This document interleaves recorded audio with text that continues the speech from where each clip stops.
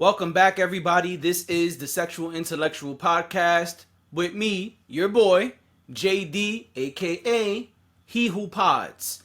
And man, we got some interesting things to talk about this week, which should be on time. And so, let's go right into it. And so, this episode, we're going to focus on the internet. That's right, the interwebs.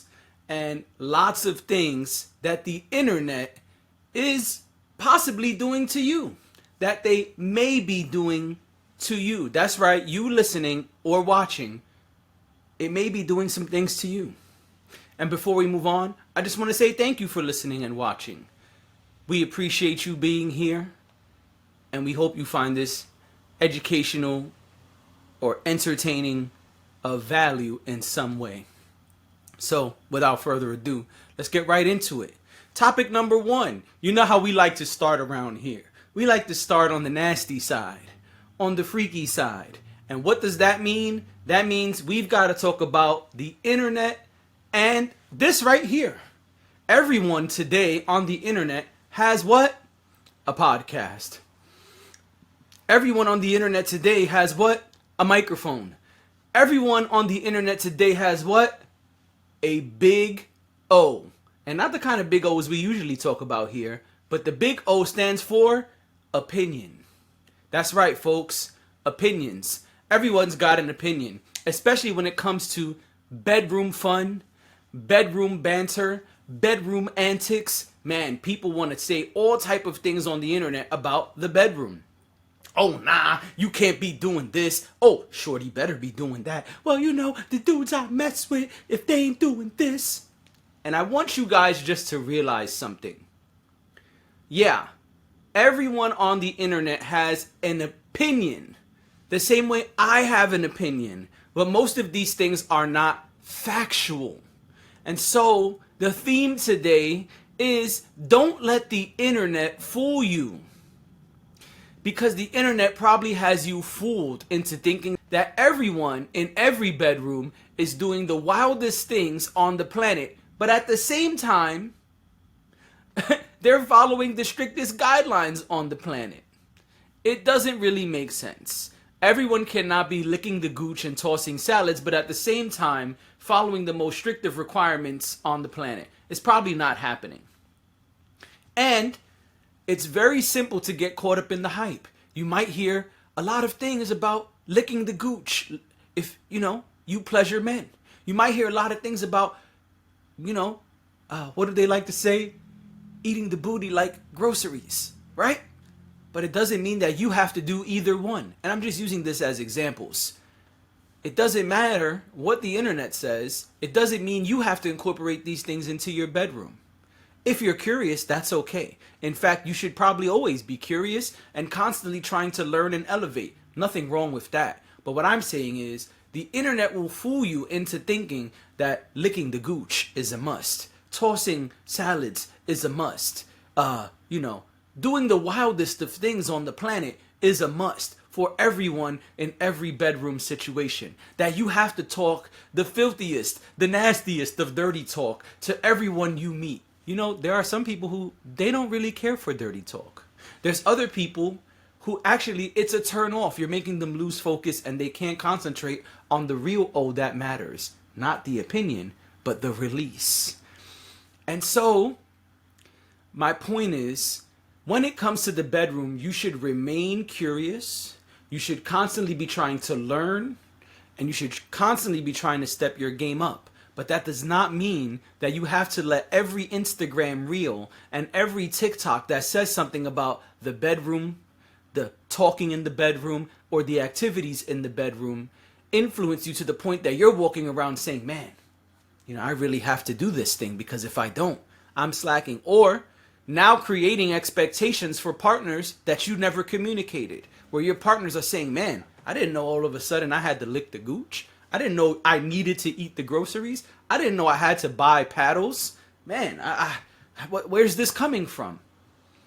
In reality, it's about communication, curiosity, fun, and making memorable moments. That's what matters, not what the internet has told you is supposed to happen in the bedroom. Because realistically, the internet is not in your bedroom. Yes, your phone may be close by because we always have them close by, but that's not what I'm saying. What I'm saying is these people with these strong opinions, these people who are saying things with a lot of flair on the mic, they're not in the bedroom with you.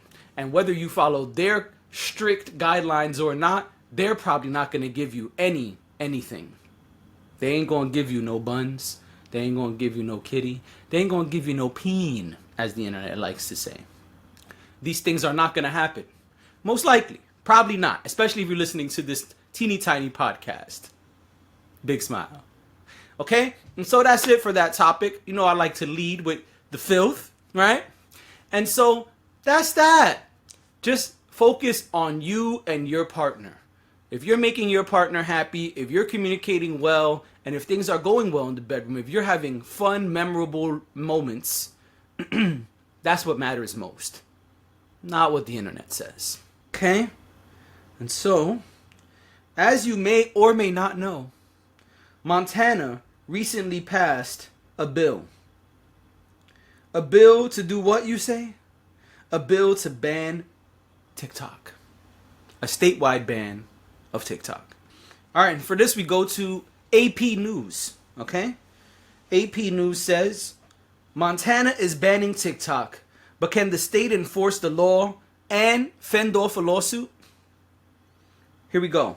Montana's first of its kind law that makes it illegal for residents to use TikTok in the state is already facing its first legal challenge with a lawsuit filed by 5 people who use the app and argue the law is an unconstitutional violation of free speech rights. Montana's governor signed into law Wednesday, expecting a legal fight would follow. The law, which isn't scheduled to take effect until January 1 of 2024, also faces a litany of questions over whether the state can even enforce the law. Because how you enforce that? How you going to do that, right? That's a good question. So, the new rule in Montana will have more far-reaching effects than TikTok bans already in place on government-issued devices in nearly half of the states and the U.S. federal government. There are 200,000 TikTok users in Montana, as well as 6,000 businesses that use the video sharing platform, according to company spokesperson Jamal Brown. And so, that's a lot of people. I didn't even know Montana was rolling deep like that. Shout out to Montana and all the good people over there. So basically the law is saying the same thing that they were saying when they were trying to ban TikTok nationwide. And it's basically the same thing that happened when they spoke to the Senate. They're saying that it's an issue of national security, China stealing data, etc. And so that's really it. That's what they're trying to do. They're trying to implement laws that will not allow people to use TikTok. And I like that these influencers are already saying, nah, it's not going to work. So, here's the part I was looking for. How does Montana plan to ban TikTok?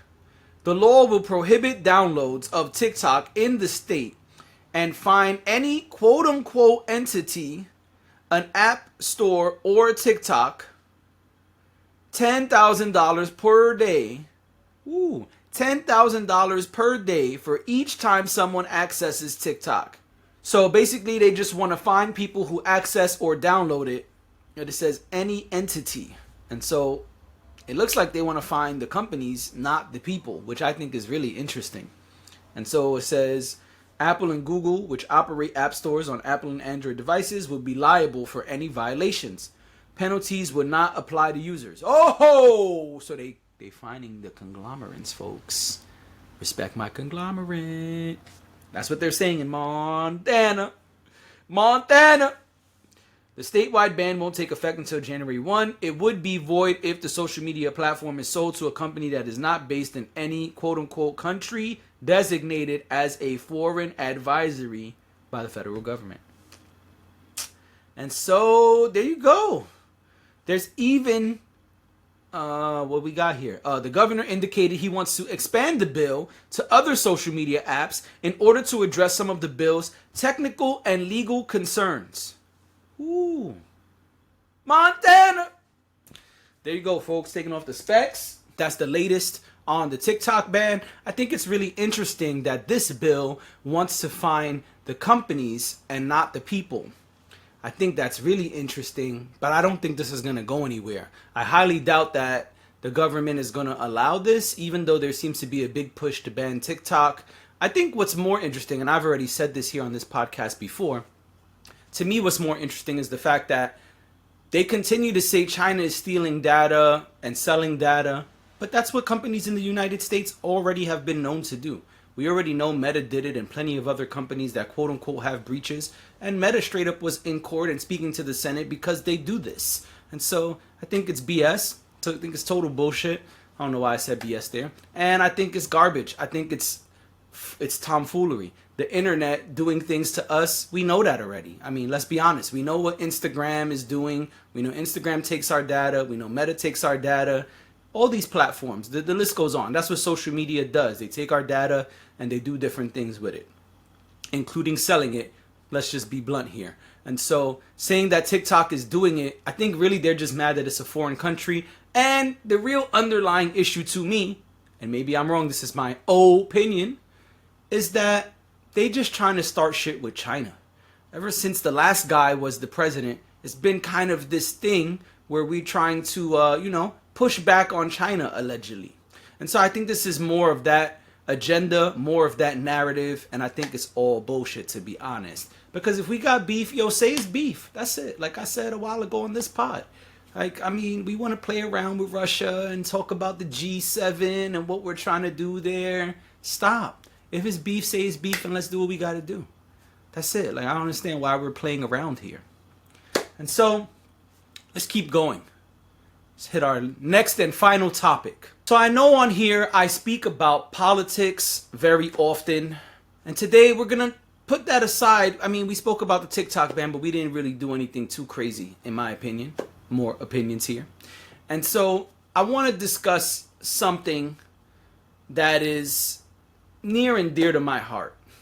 And so if you know me and if you follow this podcast, you know I'm very interested in business. And I'm also very interested in helping our culture, helping melanated people. So what I want to do is try to always help. And so I have to discuss something that's really, really boomed in the last 5-10 years. Something that I've been involved in. I mean, I guess you could say way back when I started music, I was a businessman, but it never was a business in my mind, if we're being honest. As far as even starting a business and running a business, there's a lot that comes with that. And so that's what I want to discuss. We all know since the pandemic began, there's been a huge rise in entrepreneurship, and there's a lot of people embarking on entrepreneurial endeavors, right? A lot of people are starting to be business people, and we all know the term boss has become very popular. There's all these big words, or not really big, but there are key terms that we hear on the internet a lot, especially over the last couple years. What do you hear? Entrepreneur, boss bitch, equity, ownership, right? Partnership, LLC, right? These are a lot. There's more, but these are the key terms that you hear. You hear these words a lot if you scroll through anything business related or entrepreneur related, right? Companies like Earn Your Leisure, shout out to them. They do a great job with, teaching financial literacy and teaching us things, myself included. I consume their platform. And then you have huge celebrities talking about ownership, right? Jay-Z is somebody who we see talking about ownership and how important it is that our people do different things. Inclusivity, that's another big thing that we hear, or I should say another key term, a hot term, is inclusivity, diversity. So we hear all of these terms, right? But I think there's a piece that's missing. I think there's a piece that we're not really thinking about when we hear these things. And for that piece, we go to someone who's familiar with both Earn Your Leisure and Jay-Z. We go to Dame Dash. And so here are some words from Dame Dash. And I put up my own money. All these so-called moguls y'all talking about, you name one of them that put their own dough up. A boss, you're only the boss if you put up your own money. If you don't put up your own money, I don't care how much somebody gives you, you're nothing but a supervisor. It's not yours. What I'm saying is, can your son eat? Is this yours to give the whole company This to full you? company is I'm not asking my son's. No, exactly. It's not mine. But Can, I own wait, shares in stop. the company. Listen. That's I'm not my listening. question. If your son needs a job here, can you give it to him? No. No. If your son needs to get some money out the bank from here, some cash flow, can he get it? No. All right. You don't own this. That's my point. You have to understand what you're doing in business because you got to do what's best for your kids. What's best for your kids is to put your money into something, the stress, go through all of it. So when your child becomes a man, he doesn't have to work for nobody. Right, well, that's the you whole can thing. just pass it to him. Now you I don't think my approach on business is what the average person would advise. Like I hear people say, never put up your own money. And I'm saying, put your own money up. Work harder than everyone. Be patient. And just know that if you're going to do something on your own, you're going to have to feel some pain. If you can name someone in the urban business or an urban brand that's owned by an urban person, not to say a person's being paid a percentage or sweat equity because they're the ambassador or the face of the brand, but are they doing the P&L? Are they doing the production? Are they doing the sales? Are they making sure the bills are paid? Are they paying the staff even if the sales didn't ship? The difference with me is I can do all these things because I'm the one that puts up the money. The pain that's going to come with being independent, you have to embrace it because it's going to happen. And also know that the more successful you get, the more problems you're going to have, the more knots you're going to have to untie. Being a boss does not mean smooth sailing. It means having the ability to care about other people before yourself and to untie problems, untie knots. That's all it is. It's not business if there's not problems. There's nothing good without struggle. It just doesn't happen. In all my experiences, there hasn't been one thing that's been successful without me feeling some pain before it was successful. So now when there is pain, I embrace it. You know, I've been embracing it. I'm a G about it because I know that must mean that if I'm cool, that, you know, what awaits me is like the darkest before the dawn. I don't want to like sound corny, but that's really that's what has to happen. Okay, so Dame said a lot right there. And clearly I took clips from different things to try to have this conversation. I think that people are allowing the internet to influence them in a lot of ways. That's the theme of this episode. People and the internet. People versus the internet versus people. Yeah, the more stuff we consume, the more we focus on those things. In Star Wars, they say your focus determines your reality. This is true. What's also true is that a lot of people have a lot of misconceptions when it comes to business. And I was guilty of this too. I'm going to be very transparent here. When I first entered the business world, I too thought, hey, you make an LLC, you get a product and everything goes smoothly. But it's not that easy. It's not just creating an LLC and having a product or service. That's not all it takes. Because when you own something, when you start an entrepreneurial endeavor, when you say, hey, I decided to create a business. I legally formed a business. I got a bank account.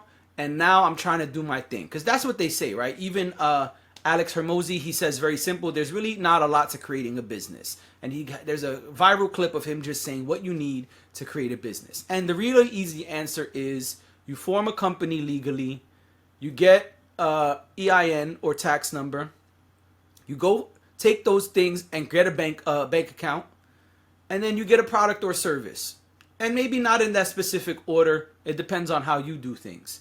And you start promoting and marketing and reaching out to people and telling people about your product or service. That's the overall, right? But there's a lot more to it than these steps. That has nothing to do with the everyday hustle and bustle. That has nothing to do with what it takes to build a company, what it takes to build a brand, right? And so you hear all of these people talking about it like that's all you got to do. But that's not all you got to do. There's tons and tons of work that comes with being a boss, that comes with being an owner, that comes with having equity, because these are the terms that everyone likes to say. We hear them constantly. And it's great that we are becoming financial literate. It's great that more melanated people are becoming owners, but we have to not, we cannot let the internet fool us into thinking that's all it is. No, there's a lot of things you have to do on a daily basis, regardless what type of company it is. Whether you are a door-to-door salesman, whether you own a brick and mortar shop, or whether you're online and going straight to distributor, right? Straight to consumer, excuse me, right? And even if you're B2B, right? Business to business. Perhaps you never meet with regular people. You never try to sell a product to a person in the street. But perhaps you're trying to sell things from your business to another business. Maybe you sell masks or gloves or, rags, cleaning supplies or whatever. Maybe you sell cookies, but only to restaurants, right? Regardless which one of these things you do, and there's tons and tons of other examples. I'm freestyling here. There's a lot of things you have to do to earn your leisure. That's the name of their company, right? And people are forgetting the earn part. You don't just wake up, create a company, get a tax ID number, create a bank account, and wake up rich the next day. Wake up an owner of some great thing the next day. Yeah, you are an owner. Yes, but an owner of what? An owner of nothing if you don't put in the work. The common misconception is that if you're an owner, you get to do whatever the fuck you want, and you are the hottest shit since sliced bread, and you are thriving, and the bank account is filling up with the tons and tons of money. This is not how it works. Let me tell you from firsthand experience, even when you have customers who are going to become regular customers, you still have to do things to keep those customers. And wait a minute, there's more than that. You still have to find new customers and new ways to reach new customers, whether that's social media, putting out ads, billboards, whatever way you feel is best to market, whether that means wearing your product like I'm wearing right now, you know what I'm saying, little free promotion, whether that means wearing your product everywhere you go or taking your product everywhere you go so people could say, hey man, that's a cool shirt. Oh, what's that thing hanging off your backpack? Oh man, that's a cool ass hat. Oh, word, what's this thing here? All of those things are fine, but whatever way it is, you still have to do it. You still have to put in work. You don't just be an owner by doing nothing. And if you are, you're an owner of nothing. Like they say on Shark Tank, you want to be 100% owner of nothing or a smaller percentage owner of something. A little different. But my point is the first part.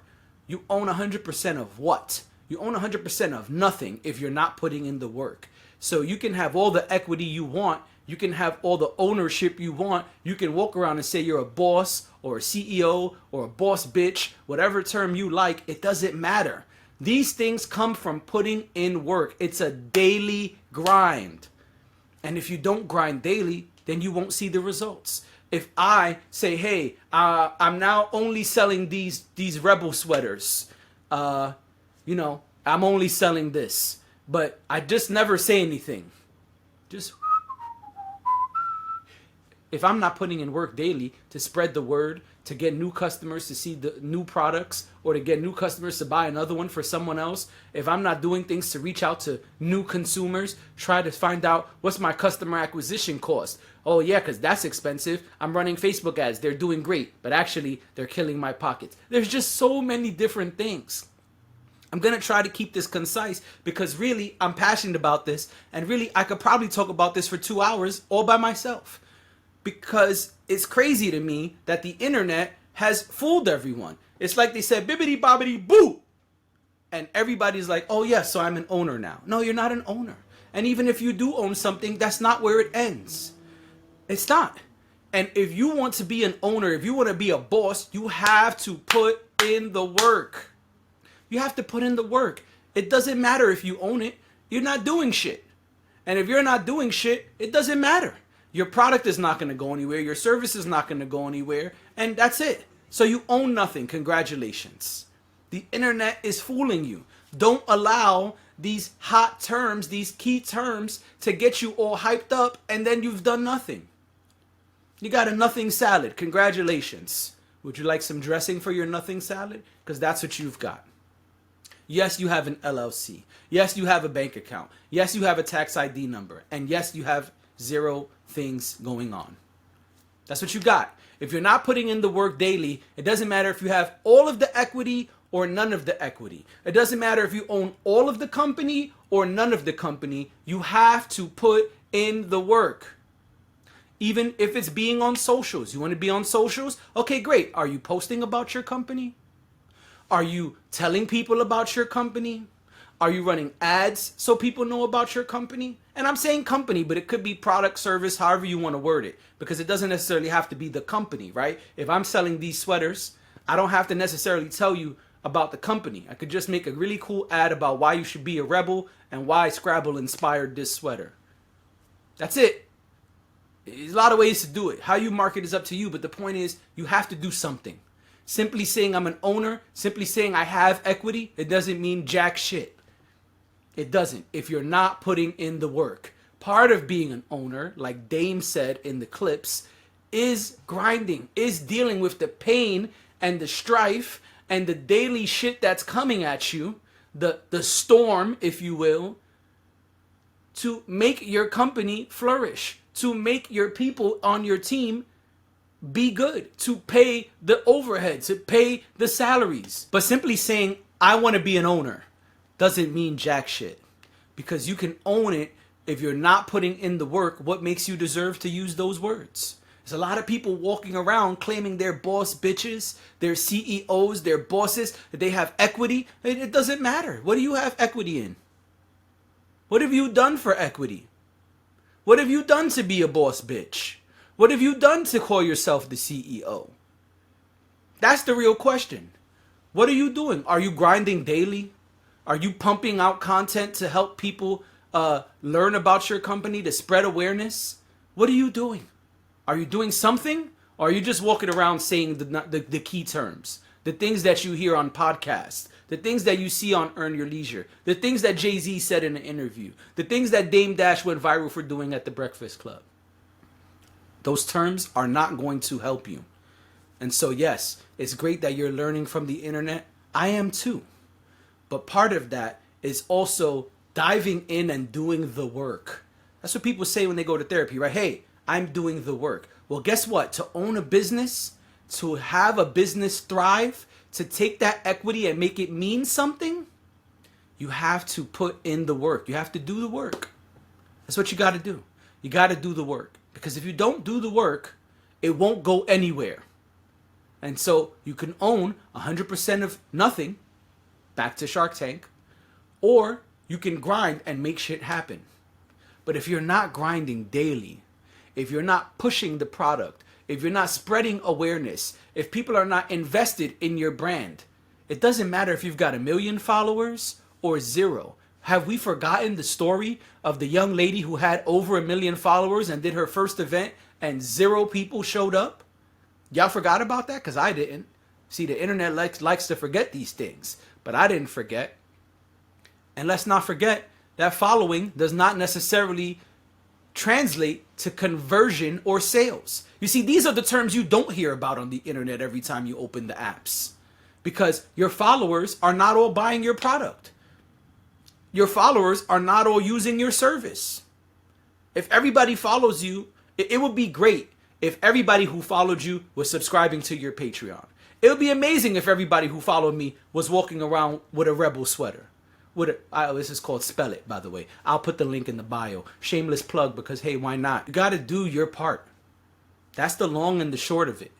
Using the key terms doesn't matter, because if everyone listening to this podcast had a Spell It sweater, it'd be a very different world. But that's not the reality.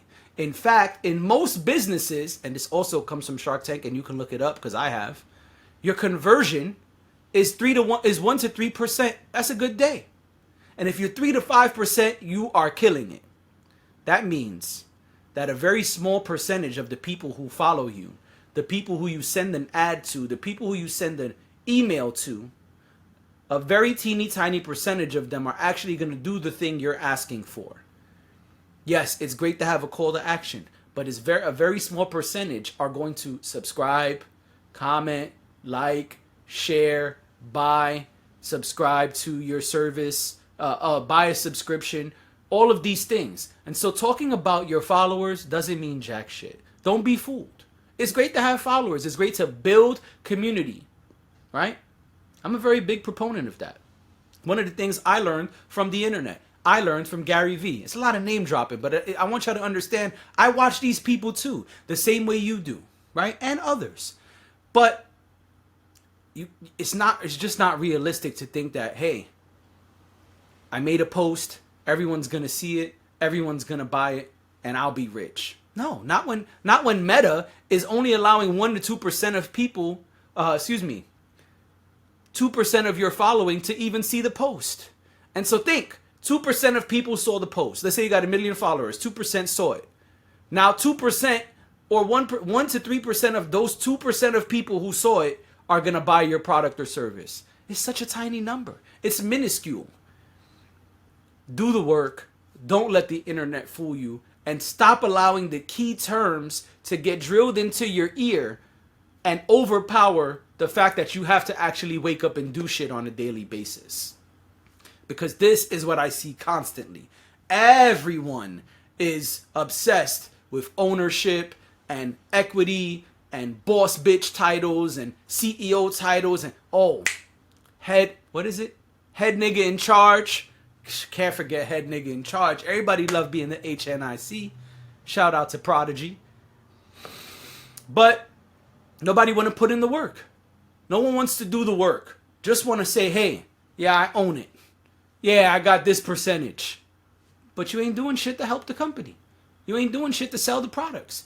You ain't doing shit to sell the service. You ain't getting any subscribers to your monthly thing. So who gives a fuck if you own it? That's not the part you should be focused on. You should be focused on doing the work to build the brand, build the company, sell the products, sell the services. And the internet has you fooled that all you got to do is make an LLC, get a bank account, tax ID number, and have something to sell. Boom. That easy. Put it in the link in your bio and that's it. No, nigga, that's not how it works. That ain't it. That's not all it takes. And so that's it. I'm sorry this was a little long, but I'm passionate about this. And I don't like the internet whammying my peoples. We've been whammied. Too many of us have been whammied by the internet. We got boop, hit over the head and, oh, what's going on? I don't know where I'm at. I'm not in Kansas anymore. Because you're in Montana. No, I'm just playing. And so that's it. That's it for this week. And that is it. I will see y'all next week. Thank you for tuning in. And, put in the comments if whatever your thoughts are. What do you think about the TikTok bans? Are you seeing a lot of this stuff on the internet about, bedroom fun and business? The two B's, bedroom and business. Tell me your thoughts. And for everyone who's been commenting and sharing and liking, shout out to you. I appreciate you. I see y'all. And I will see y'all next week.